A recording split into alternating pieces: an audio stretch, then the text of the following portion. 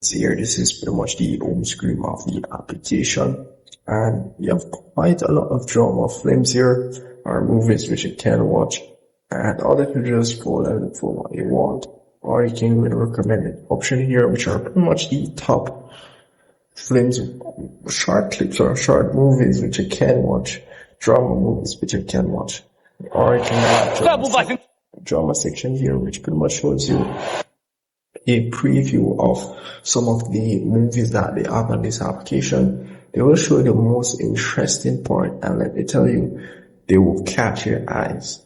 And what you have pretty much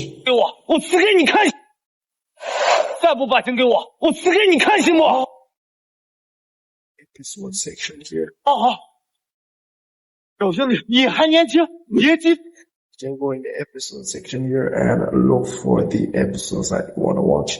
Everything here is completely free, so you can always watch whichever episode you want to watch. So I'm currently on episode 1. You can go to episode 2, and as you can see here, all you have to do is pretty much watch an ad.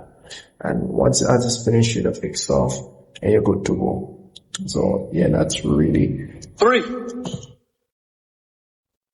And as I said before, you have the list section, or pretty much the history section of all the drama reels that you have watched on this application. And most of them are completely free. I don't see any subscription as it relates to this application. So all of them are completely free. However, do keep in mind while navigating through the application, we're going to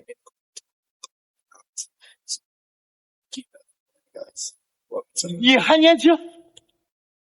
A very, very good application. As you can see there, I'm fighting for my life to evade the ads, but that's really pretty much it. And if I miss anything at all, just comment below. If you have any question, comment below, and I'll see you guys in the next tutorial.